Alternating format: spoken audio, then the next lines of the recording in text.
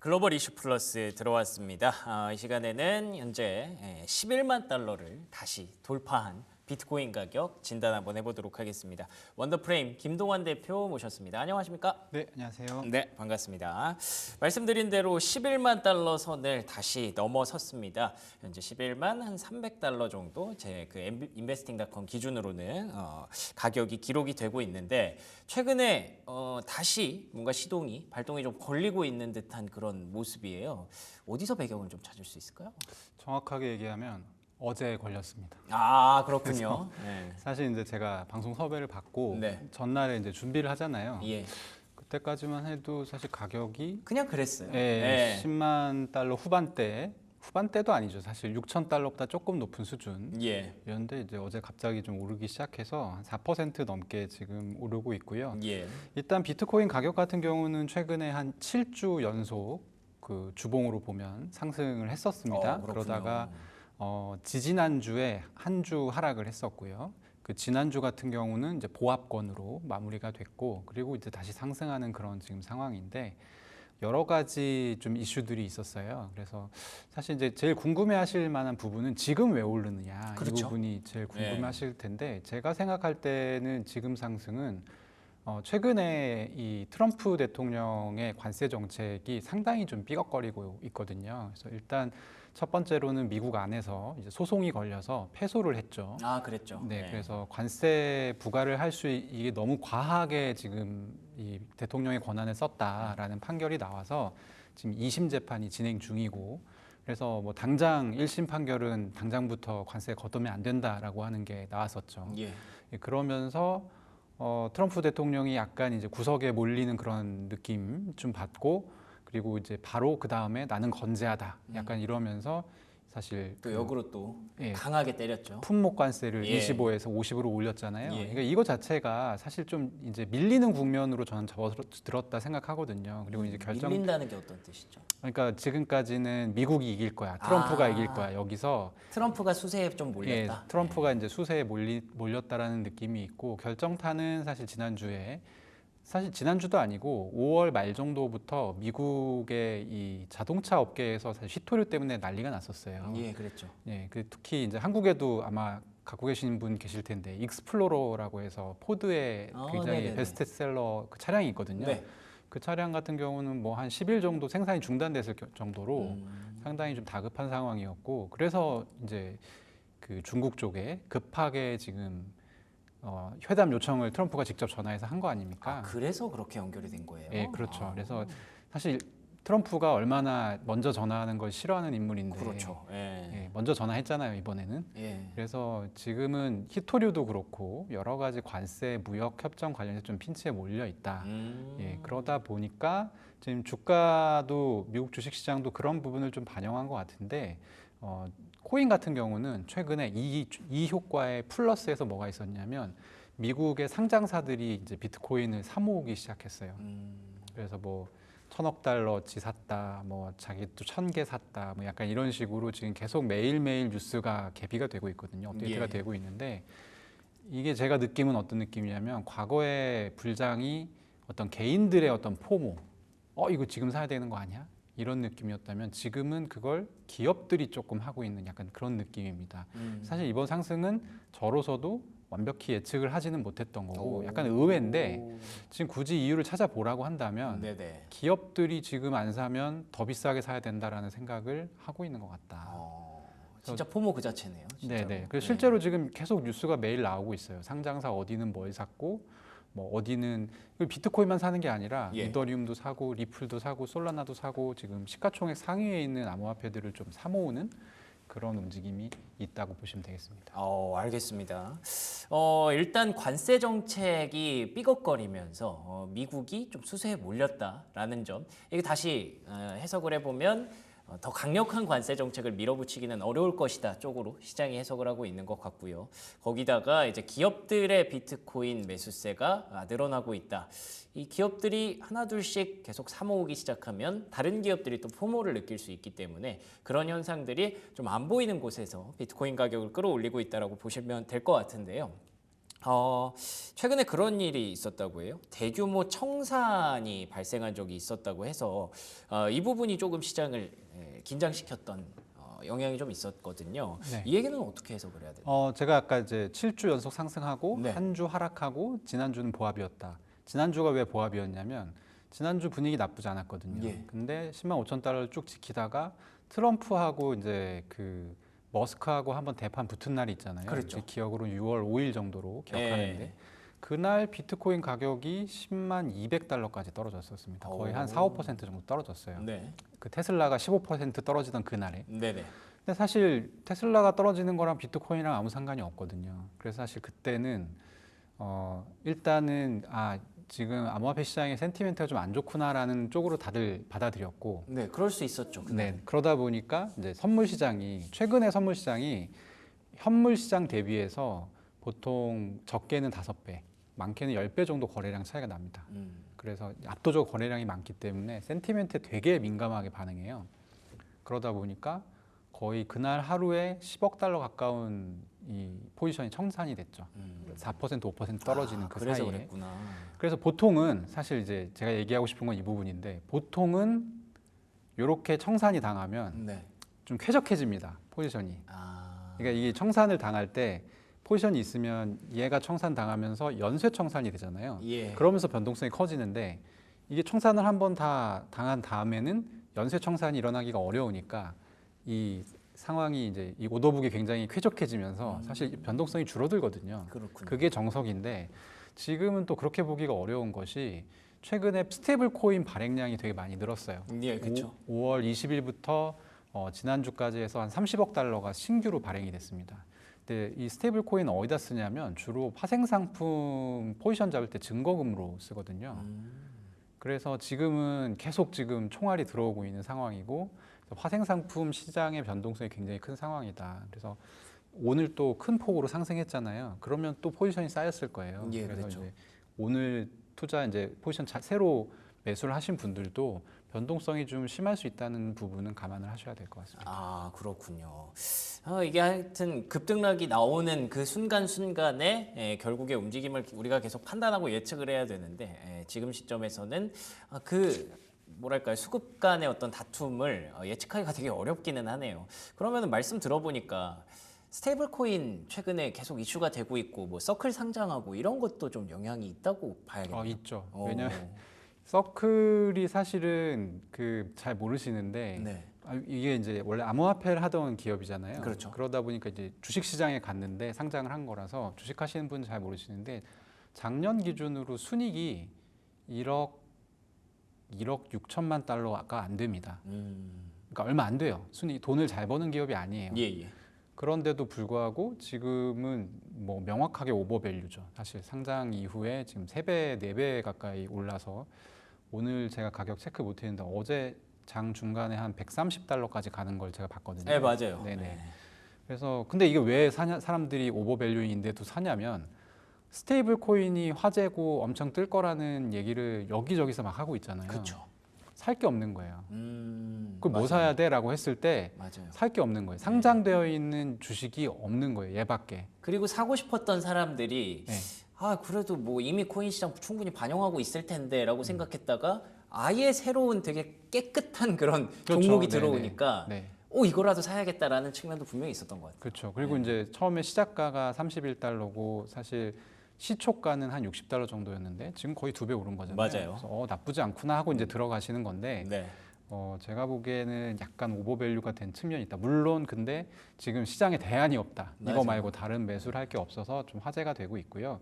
스테이블 코인 같은 경우는 빠르면 이번 주에 상원 통과가 지금 점쳐지고 있습니다. 그리고 이제 하원 통과가 되면 본격적으로 좀 발행이 되게 되는데 여러 가지 경우의 수가 있어요. 그래서 스테이블 코인이 얼마만큼 활성화될지는 그 경우의 수, 이 경우의 수라 함은 법안에서 어디까지 화끈하게 풀어주느냐 여기에 좀 달려 있는데 민주당은 최대한 안 풀어주려고 하는 쪽이고 공화당은 어쨌든 이게 지금 국채 수요 때문에 전략적으로 진행하는 측면이 있잖아요. 그러다 보니까 가급적이면 더 많은 스테이블 코인 발행할 수 있게끔 많이 풀어주자 이런 쪽인데 그런 부분은 이번 주에 법 통과되고 하원에서 또 어떻게 논의되는지 지켜보면 좋을 것 같습니다.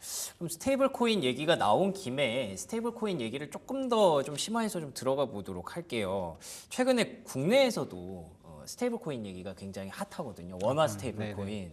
예, 그래서 저는 사실 그게 좀 궁금해요. 원화 스테이블 코인의 어떤 효용성도 궁금하지만 실제로 스테이블 코인이 어느 정도로 쓰이고 있길래 이렇게 난리가 나는 건지. 이거는 제 개인 의견이니까 예, 감안해서 들으시면 되게 궁금하네요. 네, 원화 스테이블 코인은 쓸 데가 없습니다. 아, 그래서 그쵸. 투자 대상으로 적합하지 않다는 게 제 생각이고 예. 지금 달러 스테이블 코인 같은 경우는 스테이블 코인이라는 카테고리 안에 달러화 기반이 거의 99.9%인데 지금 발행 시가총액이 2,360억 달러 정도 돼요. 거의 2,400억 달러 가까이 되는데 대부분이 달러화고 원화는 없어요. 왜냐하면 달러화가 가지고 있는 어떤 그 기축통화로서의 지위 그런 부분들이 있고, 그러니까 스테이블 코인이라는 물건은 외환의 이 제약을 받지 않으면서 달러나 다름없는 물건을 내가 사용하기 편하기 때문에 쓰는 거거든요. 예, 그렇죠. 그러니까 일단 여기서 기축 통화가 아닌 원화는 제외됩니다. 그렇죠. 네, 그래서 원화 스테이블 코인은 뭐 찍어봐야 사실 발행량이 많기가 좀 어렵고요. 다만 한 가지 예외 사항이 있는데 네. 한국의 파생상품 거래소가 생겨서 이 파생상품 거래소에서 원화 스테이블 코인을 취급하는 경우에는 예. 굉장히 많은 것들이 달라질 수 있습니다. 근데 이제 이 부분이 그 지금 금융당국이 굉장히 민감해하는 부분이에요. 이 2018년, 19년 요때쯤에 국내 거래소 한 곳에서 그 파생상품 그 상품을 개설한 적이 있습니다. 예. 이 바이낸스에서 하는 뭐 마진 선물 같은 비슷한 상품을 개설한 적이 있는데 바로 검찰에서 조사 들어와가지고 이제 포기했거든요. 그 이후로 없어요, 한국에는. 예. 그래서 원화 스테이블 코인이 성공하기 위해서는 쓸모가 있어야 된다. 이거 어디다 써? 그래야죠. 네. 근데 일단 지금 2,300억 달러 발행되어 있는 스테이블 코인은 대부분 암호화폐 거래소에서 사용하거든요. 코인 살 때 써요. 그리고 아까도 제가 말씀드렸다시피 암호화폐 현물 시장에 거의 뭐 8배, 10배 거래량이 나오는 파생 상품 시장에서 증거금으로 무조건 필요해요. 이 예. 스테이블 코인이. 그러니까 용처가 있는 거예요. 그러네요. 그러니까 뜨는 거고. 달러 스테이블 코인의 기준에서 말하면. 네네. 예. 근데 이제 원화 스테이블 코인은 그 용처가 없다 보니까 지금 이 구도에서 만약에 찍는다, 100점 100패입니다. 그래서 어제도 보면 주식시장에서 뭐 원화 스테이블 코인 기대주 해서 뭐 카카오페이 상한가 가고 맞아요. 그러면 예. 절대 사지 마십시오. 아, 절대 사지 마십시오. 아니, 사실 이런 얘기, 이런 표현을 쓰시는 분이 이 경제 방송에서 찾기 쉽지가 않거든요. 아니 저는 주식 안 하니까 얘기하는 거예요. 아, 예, 그러네요. 아, 네. 이게 너무 시원시원하고 좋네요. 네. 예. 절대 사지 마십시오. 아, 알겠습니다. 그러면은 스테이블 코인 그 자체도 지금 용처가 말씀하신 대로 이 거래소에서 거래되는 것 말고는 실생활에서는 뭐 그렇게 많이 쓰는 건 아닌가? 아 많이 쓰긴 합니다. 아, 특히 그래요? 어디서 많이 쓰냐면 그 자국 통화 가치가 굉장히 불안정한 나라. 예. 대표적인 것이 전쟁 내전 뭐 이렇게 쿠데타 이런 거 되게 오랫동안 겪었던 터키. 네네. 터키가 암호화폐가 굉장히 활발하게 거래가 돼요. 예, 거기는 뭐 금리가 막 몇십 %씩 그렇죠. 왔다 갔다 금리도 하잖아요. 그렇고 환율도 굉장히 불안정하잖아요. 예. 그래서 이제 암호화폐가 굉장히 활발하게 거래가 되고 남미 같은 나라에서 많이 씁니다. 달러 대용으로. 그래서 이제 사실 결제하기는 어렵지가 않은 게 뭐 QR 코드도 있고 상점에서 물건 사고 스테이블 코인으로 거래할 수도 있고요. 예. 그리고 특히 동남아 같은 경우는 많이 이제 동남아 여행 가보신 분들은 아시겠지만 그랩이라는 서비스 많이 쓰잖아요. 아, 맞아요. 예. 그것도 스테이블 코인 결제가 되고 최근에 이제 우버도 스테이블 코인 결제를 검토하기 시작했어요. 그래서 아마 할 것 같은데 근데 뭐 달러 기반 스테이블 코인을 쓰나 달러를 쓰나 큰 차이가 없기 때문에 그러게요. 네, 그 친구들이 하는 건 상관없어요. 어차피 달러 쓰던 애들이 달러 쓰는 거라서. 네. 근데 만약에 그것들이 이제 한국에 들어와서 네. 원화 쓰던 사람들이 달러와 스테이블 코인 쓰기 시작한다. 예. 그러면 이제 원화 생태계가 급격히 축소되는 무너지겠죠. 네, 예. 효과가 발생하기 때문에 사실 국가적인 차원에서 대응해야 되는 문제는 맞고요. 그쵸. 예, 그런 측면에서 주목을 받고 있는 것인데 그쵸. 이번에 뭐 청와대 이 대통령실 정책실장 가신 분도 예. 사실 크립토 업계에서 좀 몸담고 계셨던 분이고 그게 유명하더라고요. 김용범 예, 정책실장. 전 예. 차관님 예. 그분이 저는 이제 개인적으로 페이스북 친구인데 아, 예. 뭐 그분이 저는 알지는 못하지만 아. 최근에 그분이 이제 스테이블 코인, 특히 원화 스테이블 코인 관련한 글을 굉장히 많이 올렸었어요. 근데 그런 분이 이제 정책실장으로 들어가니까 시장에서 기대감이 높아지는 것까지는 충분히 가능한 일이군요. 그렇죠. 예. 그러니까 주식시장에서 막 그 수혜주를 막 억지로 찾아가지고 네, 맞아요. 하는 약간 그런 움직임이 나오는 건데 좀 두고 봐야 된다. 그리고 네. 이게 제가 얘기한 게 정석입니다. 그냥 암호화폐 파생상품 거래소가 일단 있어야 예. 원화 스테이블 코인이 성공할 수 있어요. 제가 네. 보기에 이거는 뭐 네. 그만큼 거래가 많이 되고 시장에서 돈이 많이 돌아야 그나마 가능성이 있는 거지. 지금 그냥 뭐 실생활에서 스테이블 코인이 달러로 많이 쓰인다더라. 그게 만약에 우리나라 들어와서 원화의 어떤 가치를 계속 낮추게 되면 원화가 설 자리가 없어지기 때문에 만들어야 된다. 이런 논리는 좀 잘못됐다는 거. 정말 제가 솔직하게 말씀드리면 지급 결제망으로 왜 승부가 안 나냐면 네. 한국은행이 싫어합니다. 음. 당연하잖아요. 한국은행이 그 담당자고 한국은행이 CBDC 준비하고 있었거든요. 아 맞네요. 아 CBDC와의 그. 근데 지금 원화 스테이블 코인 갑자기 얘기 나왔잖아요. 예. 지급 결제가 아닌 데서 수요가 만들어져야지만 성공할 수 있는 지금 상황입니다. 상황 자체가. 아니 그러면 그거는 괜찮은 거예요? CBDC를 계속 하려고 하는 그 의도는? 근데 이제 CBDC도 이제 한은 같은 경우는 네. CBDC를 하겠다가 아니라 네. 이런 상황이 생길 수 있으니 그러면 준비해 두겠다. 준비해놨다가 이게 딱 내밀어야 되는 거잖아요. 네. 그래서 CBDC 준비는 굉장히 잘 되어 있는 국가 중에 한 곳으로 알고 있고요. 예. 하지만 이제 결정권이 없지 않습니까? 그렇죠. 한국은행은. 예. 그러다 보니까 지금 원화 스테이블 코인 얘기가 많이 나오는 것이 상당히 불편할 겁니다. 그럴 수 있겠네요. 네. 아. 그리고 특히 근데 지급 결제 관련해서는 본격적으로 이것도 이제 새로 없던 게 생기는 거니까 예. 사실 어떤 기업 입장에서는 이게 이제 굉장히 돈을 많이 벌 수 있는 기회가 될 수도 있거든요. 원화 스테이블 그쵸, 코인을 그쵸, 발행하는 그쵸. 기업 네. 입장에서는 그럼 이제 둘이 싸울 수밖에 없죠. 그러네요. 굉장히 흥미로워서 제가 없는 질문을 계속 드렸는데 네. 뭐 다 상세하게 이렇게 또 시원하게 대답해 주셔서 감사드리고. 좋은 것 같습니다. 이런 클립은 이제 없을 걸요. 그러니까요. 네. 아마 조금 썸네일 자극적으로 나갈 수도 있어요. 네네. 예, 뭐 상관없습니다. 절대 사지 마십시오. 뭐 이런 식으로. 상관없습니다. 아, 네. 좋습니다. 예. 아니 그러면은 뭐 일단은 랩업을 좀 해야겠죠. 예. 그럼 비트코인 지금 시장이 어쨌든 11만 달러까지 올라왔기 때문에 네. 지금부터의 어떤 투자 전략 계속 스테이블 코인 쪽을 봐야 되는 건가요? 어떻게 보십니까? 스테이블 코인, 그러니까 지금 비트코인이 상승은 믿는 구석이 있는 상승입니다. 그러니까 스테이블 코인이 활성화되게 되면 그쪽 통로로 해서 유동성이 들어올 수 있다. 그러니까 그때 이제 늦게 들어온 애들이 사겠지라는 기대감 때문에 조금 뭐랄까요, 복잡한 생각 없이 올릴 수 있는 약간 그런 단계이기는 한데 절대적인 가격 수치 자체는 사실 높은 레벨이에요. 그쵸, 지금 많이 정고점 올라왔죠. 네. 이제 11만 달러 오늘 또 넘었잖아요. 그러니까요. 11만 2천이 정고점인데 2% 오르면 정고점이거든요. 그래서 많이 올라와 있는 건 사실이다. 그래서 그런 부분에 대한 리스크를 좀 생각하시는 게 좋고 저는 최근에 좀 명확하게 보이는 것은 이더리움 쪽으로 이제 매수세가 많이 좀 쏠리는 현상이 있어요. 확실히. 그렇군요. 네. 예. 비트코인 같은 경우는 특히 ETF로 상승이 많이 있었는데 ETF 쪽으로 들어오는 유입세는 좀 줄었고 오히려 이더리움 쪽에 ETF 유입세가 좀 늘어나고 있는 추세다. 그래서 그런 부분들을 좀 참고하시면 좋을 것 같습니다. 알겠습니다. 비트코인 가격 꽤 많이 올라왔기 때문에 이제부터는 또 다른 방향들을 계속 찾아봐야 될 것 같고요. 그렇지만 이게 의미 있는, 이유 있는 상승이라는 점은 달라지지 않는 내용이었던 것 같습니다. 자, 지금까지 김동완 대표와 얘기 나눠봤습니다. 오늘도 좋은 말씀 고맙습니다. 네, 감사합니다.